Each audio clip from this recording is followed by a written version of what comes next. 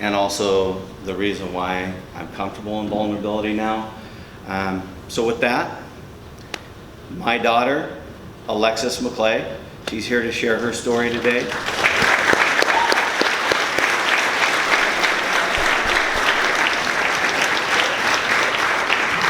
Can we stand up here with you? Yes, please. Okay, stand back here.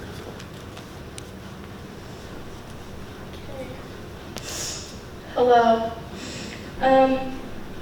Looking at me now, you would never be able to guess what I've been through. Life has definitely put me through the ringer. Sorry, Dad, I might be spilling some tea about you, but I still love you. Looking back now, I don't regret what I've been through. I don't hate anyone for making me feel the way I felt. When I was 4 years old, my parents got into a divorce. This was probably one of the hardest things I ever went through because I lost my best friend, my dad. He didn't come home to me after work anymore. I always felt like I had to choose between my mom and my dad. I still do sometimes. It's hard for a kid to face that their mommy and daddy won't be together anymore. Hearing my parents fighting with each other from the playground in our yard, my brother was very young, so I was trying to protect him from the way I felt about the situation. This led to my brother and I's codependency to each other. I would do anything for him, and he would do the same for me. All through elementary school, I went to therapy with the school therapist for my anger issues. I eventually got over them and stopped going to see the therapist. In 6th grade, my depression and anxiety really kicked in. I was cutting and I really saw no point in me living. I thought I was a burden more than a blessing. I felt as though I had lost my best friends, my mom and my dad. One night, I had decided I had enough and I tried to cut myself vertical instead of horizontal. My brother walked in on me doing this and stopped me. Right now, I would just like to say that I'm sorry, Noah. I'm sorry for what I put you through.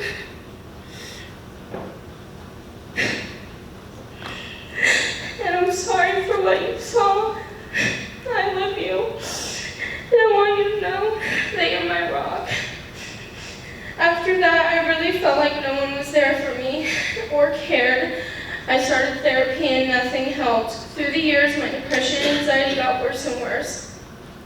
I started to develop body dysphoria. This made my depression way worse. All through middle school, I hated myself and I never felt like I was good enough for anyone. Freshman year came around and I started cross country. I was so much happier, but fast forward to April of my freshman year, I had my heart broken by a stupid boy who didn't deserve any of my time. I went to a really dark place after this. I started smoking a lot more and hanging out with the wrong people. I was suspended from school, my grades dropped, and I just didn't care. On Monday, May 28th, I was at a hotel with my dad, stepmom, and siblings. A boy texted me and told me that he saw I was in Newport where he lived and that he was going to come to where I was. I told him no, but he came anyway. I went outside because I didn't want him knocking on the door and waking up my family. I went outside to tell him to leave. And that's when he raped me.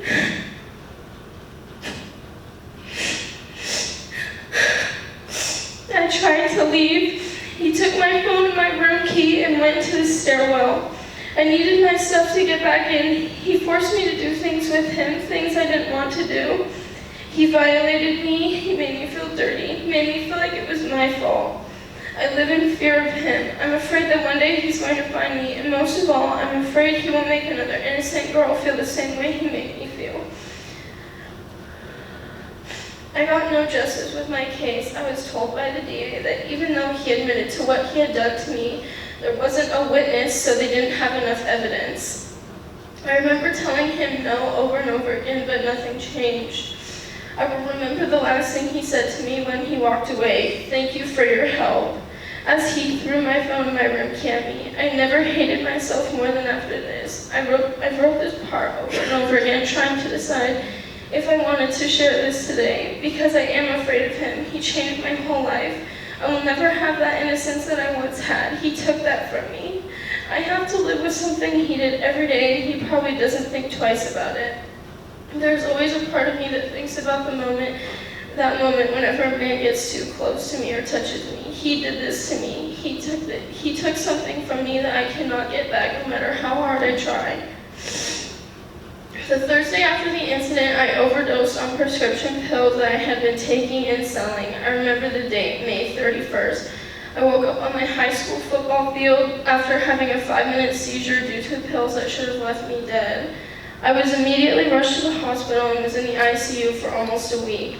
I went into the psych ward at Chalk Children's Hospital. Nothing helped. No amount of therapy helped until I went to Newport Academy. When I first arrived there, I was angry and not so happy with the idea of being put into residential. After my mom and I had said our goodbyes, I was left alone and I felt abandoned.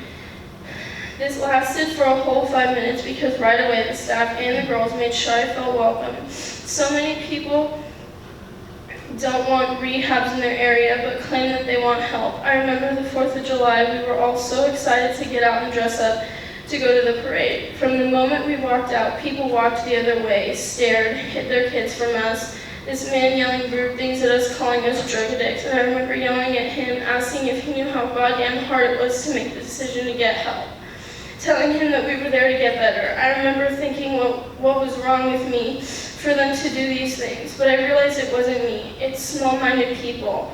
No one can understand the pain and the strength that it takes to get help and get sober. Newport not only got me sober, but taught me new coping mechanisms. 1 year ago today, I was a drug addict. I ran away from home. I was failing school. My family and I had an awful relationship. 1 year ago today, I was 50 pounds underweight and threw up all of my food. Newport changed my life forever. I met my best friends there. But not only did I meet my best friends, I met myself. And I truly believe that Newport Academy saved my life. Another thing that truly helped me and continues to help is my dog. This sounds so cliche, but we have a relationship better than anything I've ever had. She makes me feel safe, and she can always tell when something is off. Sometimes she's the only thing to make me laugh. I can't imagine where I would be without her. There are so many people that have helped me that I can't go into depth on because of time, but there are people who I know I can always count on. My sister, being one of them, is one of the only people to tell me when I'm being a dumbass. But as I said, there are so many people who have helped me through this that I cannot explain. On October 6th, I moved back to Oregon from California wanting a fresh start. So now, today, over a year later, I am sober, I have a job, I'm doing what I love again, finding what I want for my future. I used to take all kinds of prescriptions to help my mental illness, but I stopped all of them and I couldn't feel any better. Today I'm twice the person I was then. Today I'm a strong woman who faces my fears and issues. Today I am alive, and today I'm living my second chance that the world gave me. Today I am me, the best me that there is, and I couldn't ask for anything better.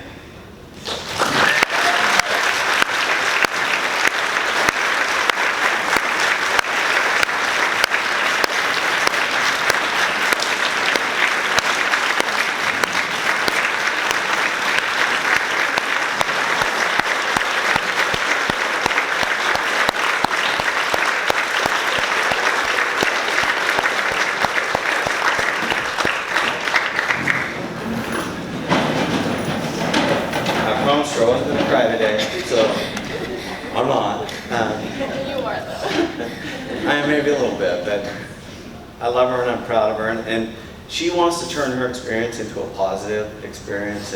And really, she wanted to come here today to share her story, to remind you of the impact you have on the people that we serve. And she's an outcome. And we talk about outcomes all the time, but outcomes are attached to people.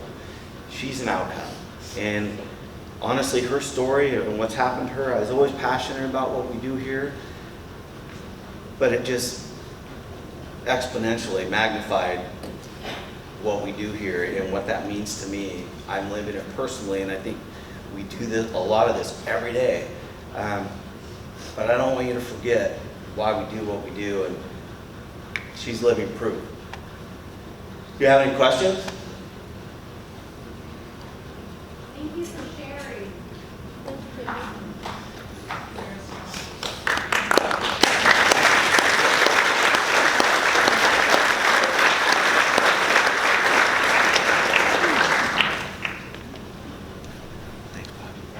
Okay, our next person up is Pavelcom.